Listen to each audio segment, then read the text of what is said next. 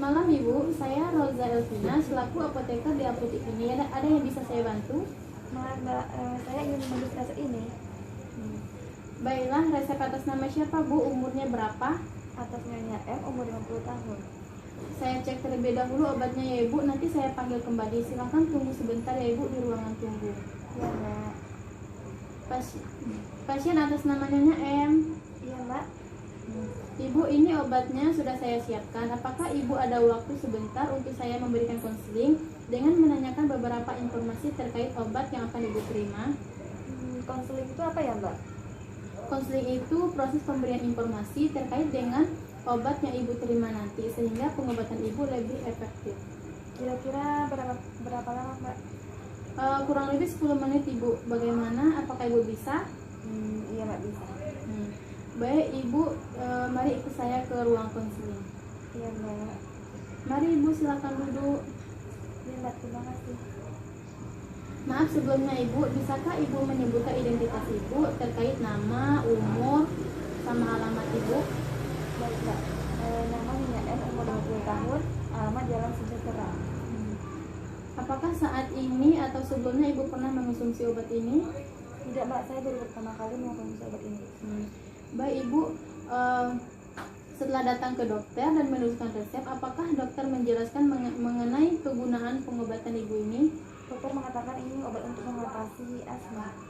Baiklah, apakah dokter memberitahu cara pakai obat yang Ibu terima?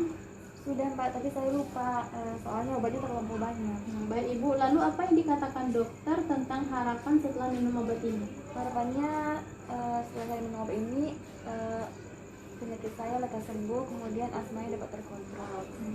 Lalu apakah Ibu ada riwayat alergi obat dan apa yang Ibu rasakan saat ini? Sejauh ini sih alergi nggak ada, cuma yang saya rasakan saya merasa pegal-pegal di pundak, terus lebih sering mengantuk. Baik, kalau begitu Bu, saya konfirmasi ke dokter penulisan resep dulu ya Bu, untuk pemestian terapi nanti Ibu peroleh. Oh iya, silakan Mbak. Halo, selamat malam Dok, saya apoteker Roza dari apotek Bahagia Farma. Iya, malam. Ada apa Mbak Roza? Saya ingin konfirmasi resep nomor 90 atas nama Nyonya M, umur 50 tahun. Iya, ada apa ya Mbak? Saya ingin konfirmasi ada beberapa permasalahan mengenai interaksi obat dan ketepatan indikasi Dok. Boleh saya memberi saran untuk penggantian obat Dok? Iya, silakan diganti dengan obat apa? Jadi dari wawancara yang saya lakukan dengan pasien tidak ada keluhan GERD sehingga ranitidin tidak perlu diberikan. Kemudian dari data lab pasien menunjukkan HbA-nya 11%, tetapi pasien baru pertama kali mendapat resep diabetes dan tidak ada gejala dekompensasi metabolik sehingga pemberian insulin lantus bisa diganti dengan metformin sebagai lini pertamanya dan dikombinasikan dengan dibenflamid. Kemudian untuk tekanan darah pasien itu 139/90 sehingga amlodipin sebenarnya tidak usah diberikan Dok.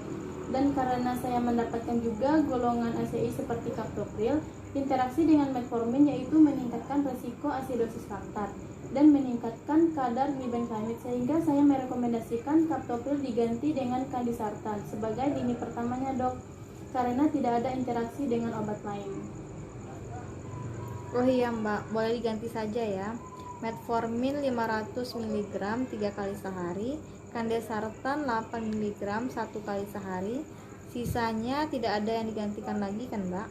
Oh, tidak ada Dok. Baik Dok, saya akan catat tanggal dan waktu konfirmasi saya ke dokter di resep dan meminta pasien datang ke ruangan dokter kembali untuk meminta paraf dokter sebagai bukti bahwa dokter telah setuju untuk penggantian obatnya. Terima kasih Dok. Iya, sama-sama. Ibu, ini obat yang sudah saya siapkan. Saya akan menjelaskan tentang obat yang Ibu terima. Jadi, pertama Ibu mendapatkan obat Ventolin inhaler. Obat ini digunakan ketika serangan asma. Yang kedua, kandisartan 8 mg diminum 1 kali sehari pada pagi hari sesudah makan. Kemudian yang ketiga ada simvastatin 10 mg diminum 1 kali sehari pada malam hari sebelum tidur ya Bu. Ini untuk menurunkan kolesterol Ibu. Kemudian untuk menurunkan kadar gula darahnya, Ibu mendapat metformin 500 mg dan dibenflamid 5 mg. Metformin diminum 3 kali saat makan dan dibenformin 2 kali sehari setelah makan. Kemudian ada juga vitamin B kompleks, ini minumnya 1 kali sehari. Sampai di sini ada yang bisa Ibu paham terkait cara penggunaan obat? Untuk cara pakai inhalernya gimana ya Mbak? Soalnya saya baru pertama kali. Oh ya, jadi cara pakai inhalernya, buka penutupnya dahulu, lalu atur posisi duduk tegak. Kocok inhaler selama 5 detik. Condongkan kepala ke belakang, lalu tarik napas dan hembuskan napas pelan-pelan. Dan kosongkan paru-paru semaksimal mungkin. Kemudian masukkan mulut inhaler di dalam bibir, lalu tutup mulut dan rapatkan.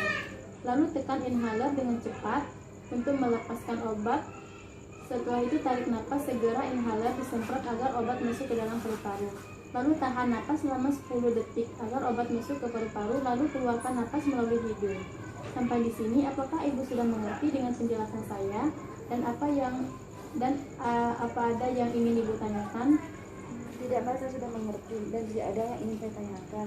Tetapi saya minta untuk dibuatkan catatan kecil agar saya tidak lupa cara minum obatnya Mbak. Ya Ibu, tentu saja. Saya akan membuat catatan juga untuk obat-obatannya. Oh ya Ibu, sebaiknya Ibu rutin untuk cek kadar gula darahnya ya Bu. Lebih baik lagi juga Ibu memiliki alat sendiri di rumah supaya bisa memantau kadar gula darahnya sewaktu-waktu agar tidak terjadi hipoglikemi atau kadar gula darah kecil dari 70.